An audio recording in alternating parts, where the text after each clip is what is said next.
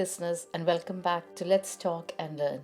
I'm your host, Mary Joyse, and I'm thrilled to have you here with me today. Whether you're tuning in for the first time or you have been with me for this journey for a while, I'm excited to continue exploring with you how we can optimize both our personal and professional lives. So, on this lovely Sunday afternoon, it's a very nice weather outside here in Galway.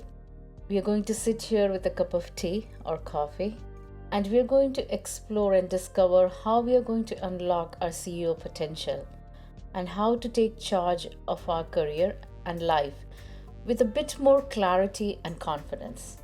So, today, as we dive into this crucially important topic, we are going to take it one step further, where we are going to see how we are going to balance the work and family life while maintaining a mindset for success. As I had said, listeners, in our first episode, that work is part and parcel of our day to day life. Now, work can be whether you work for yourself, you're an entrepreneur, or you work for in a job, in a firm. It's all a part and parcel of our life, as so is our life, family life itself. So, if we have a mindset where we want to balance both, we will definitely achieve overall success, or whatever is success or success means for you. So, this CEO mindset, remember, is not gender specific. It's about anyone ready to embark on a journey of growth, leadership, and achievement. Now, many of us often believe that career growth is where the true rewards lie. While family life is important, but it could be merely an emotional aspect. But here is the twist. What if I told you that your ability to thrive in your career is actually deep rooted or tied to how you nurture relationships in your personal life? And they do affect our professional life. So today we are going to explore this concept from two powerful perspectives, listeners. One is Albert Bandura's social learning theory and the ancient wisdom of King Solomon. We'll wrap it all up with the practical framework, as I had discussed with you before, career framework, which I just put forward to explain to you how you can achieve that mindset and show that the balance between work and family is not just an emotional aspect, but strategic component for a long-term success.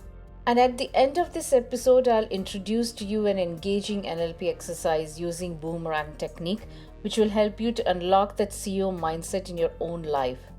So, if you're ready to dive in, let's get started. So, listeners, let's begin with Albert Bandura's social learning theory. First time I came in touch with theories when I was in my psychology class, and as I was linking with this theory, what came to me is that in this theory, the key thing that Albert Bandura has put forth is that through observation, modeling, and experience, our approach to work and life is deeply influenced by the relationships that we live in our life. While these relationships could be at work or in the family life. So, as we go through these relationships, we will observe that, particularly in our family life, the concept of self efficacy or the belief in our ability to achieve goals play a very important role. Research shows that people with very strong self efficacy are very resilient and adaptable and successful in their careers. Why is success only linked with career? Why cannot we bring success into life or in family life or in relationships? So let's do that.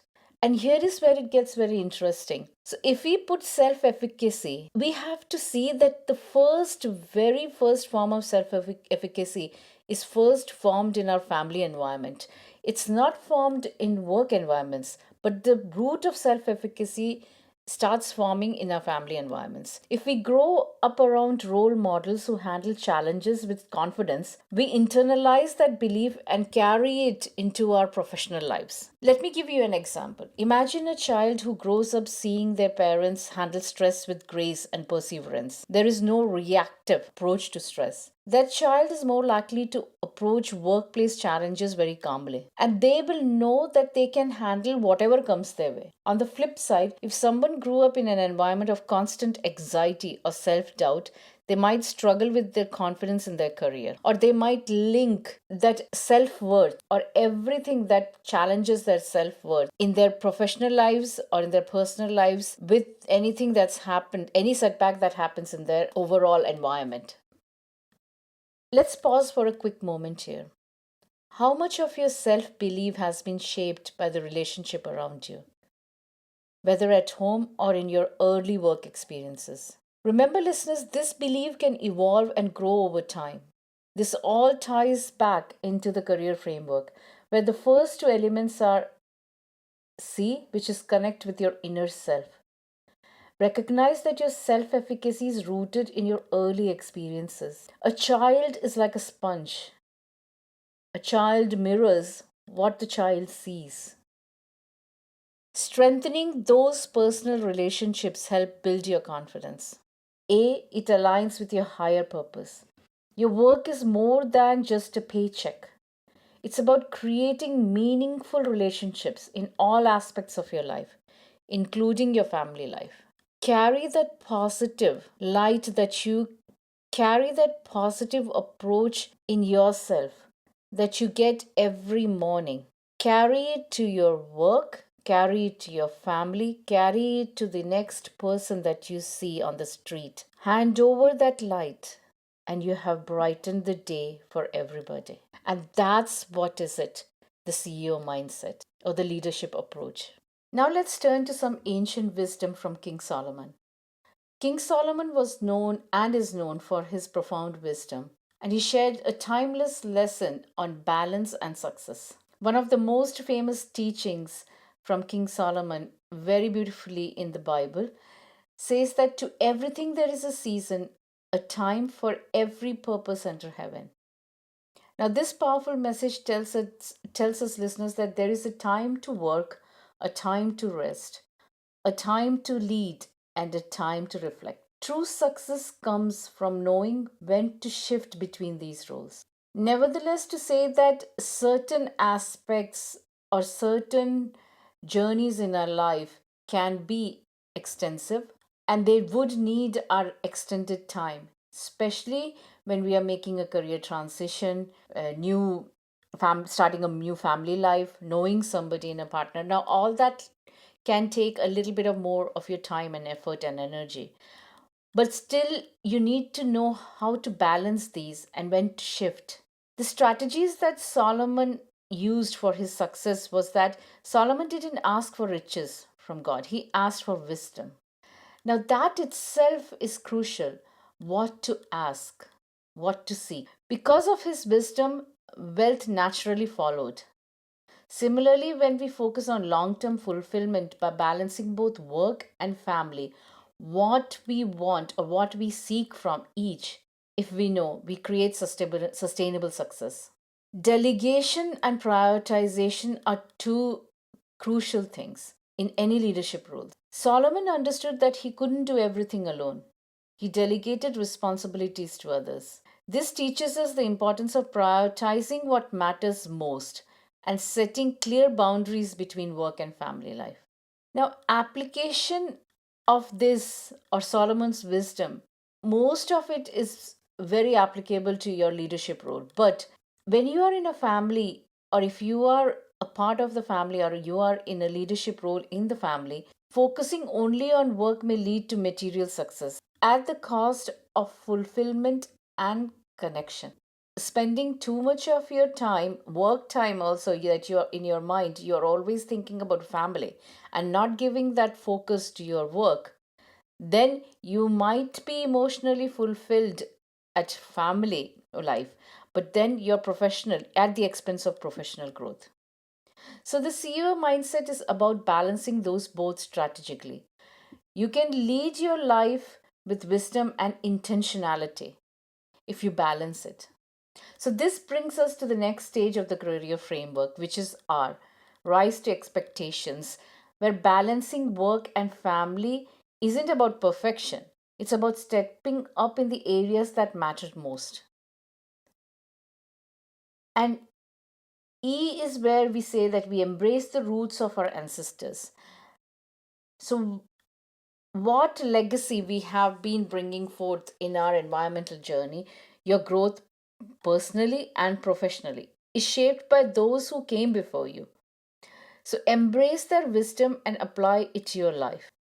Learn from their mistakes. But do make mistakes, because once you make mistakes is when you will learn the strategy not to make them or overcome similar issues and problems later on.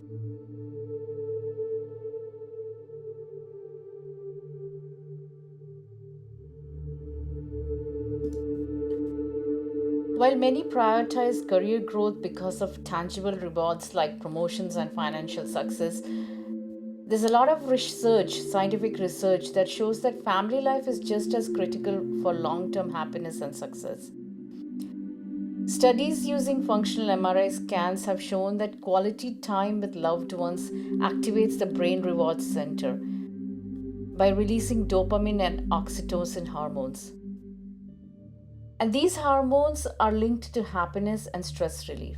In fact, a 2019 study from the Journal of Neuroscience found that positive social interactions reduces activity in the amygdala, the part of the brain that is responsible for fear and stress. So you get into that comfort zone when you are spending the quality time. This means that family connections lower anxiety and improve emotional resilience. Now, this often can be found when you are in a spiritual session or in a temple or in a church or in a synagogue, because you find that when you are in that space, you're connecting with the higher self, you are in the comfort zone, and you are much relaxed, and your breathing space or breathing also responds positively to that environment. Now, listeners, let's take a quick moment for a powerful NLP exercise that can help you unlock that CEO mindset. And we are going to use that boomerang technique.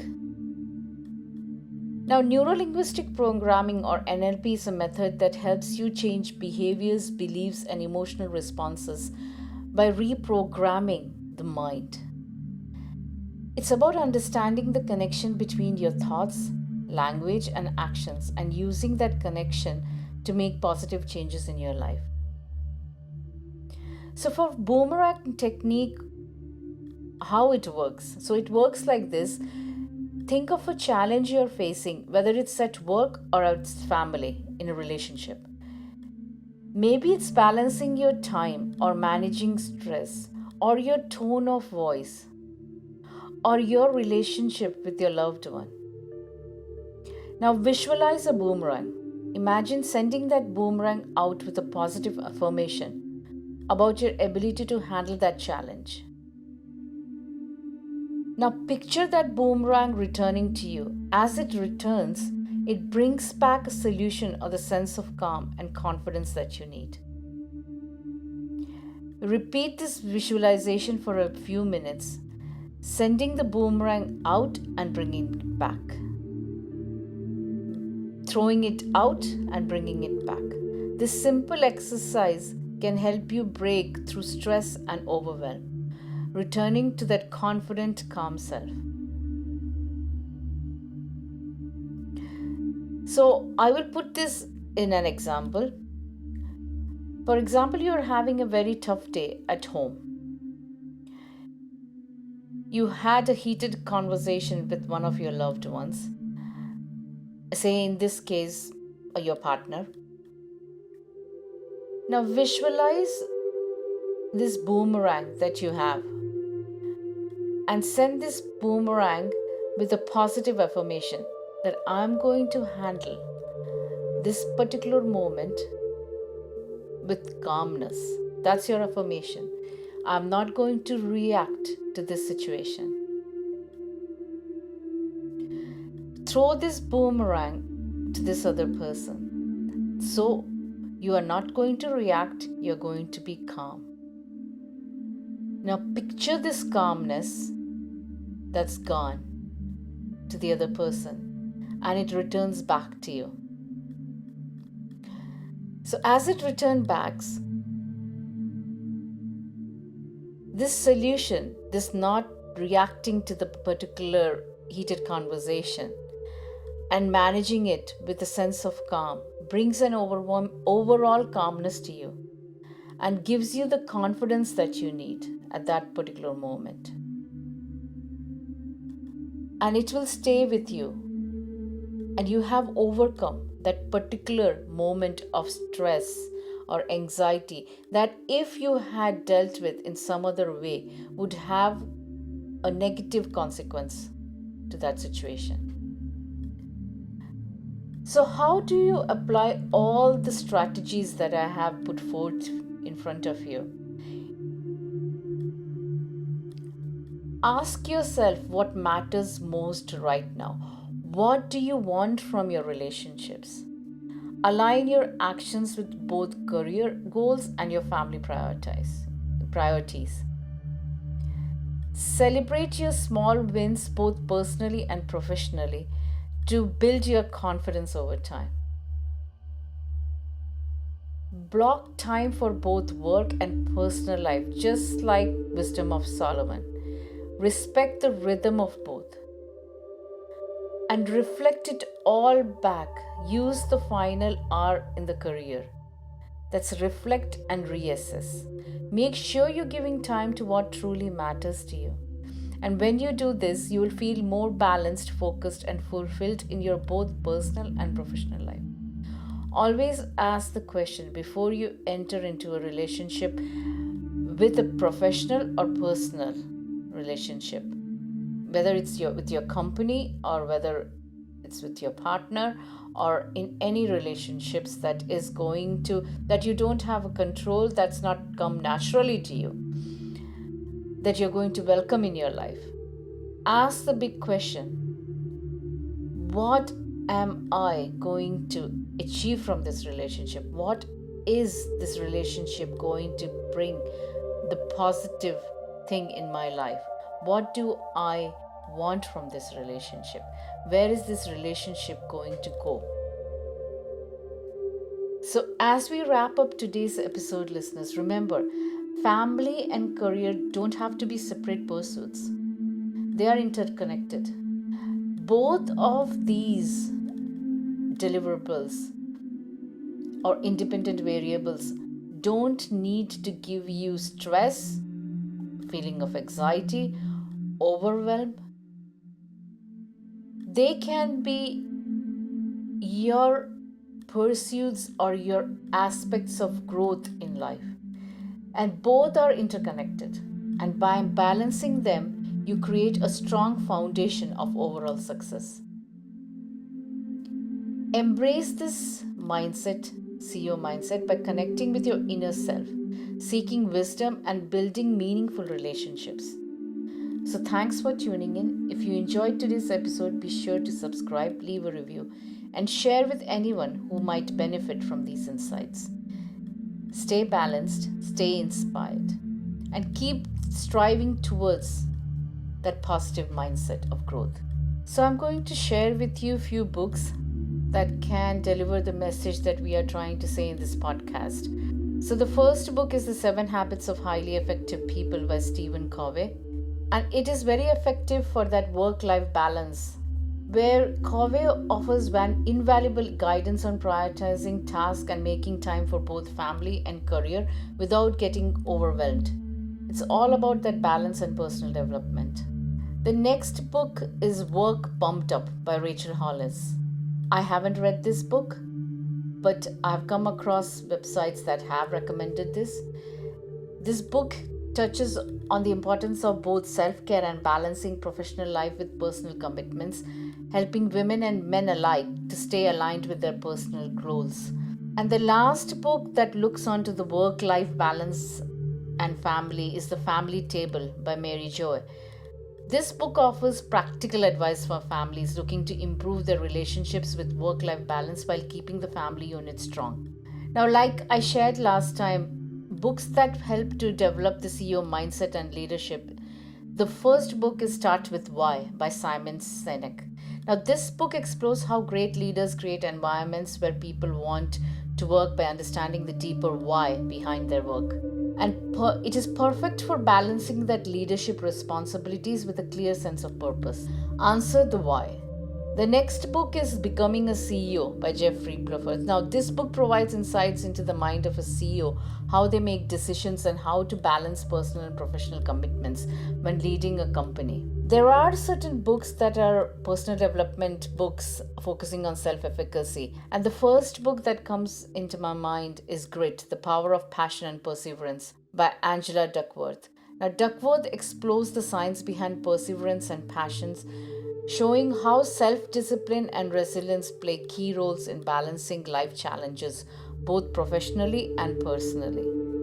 There are other books, and there are loads of books that have been recommended both on various websites and personal development channels.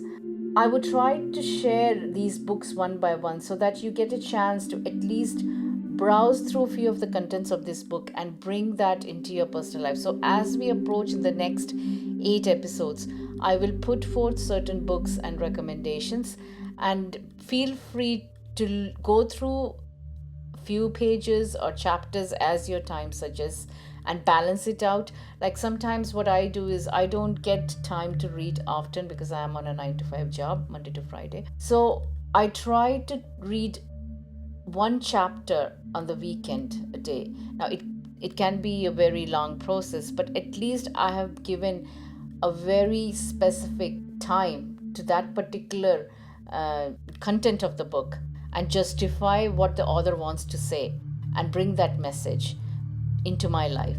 So we don't have to, as I said, we don't have to be perfect and we don't have to finish the whole book. What we need to do is we need to take few small chunks of information and reflect on it. What is it trying to tell me? And then bring it into our life and learn from it. Thank you for joining me today, and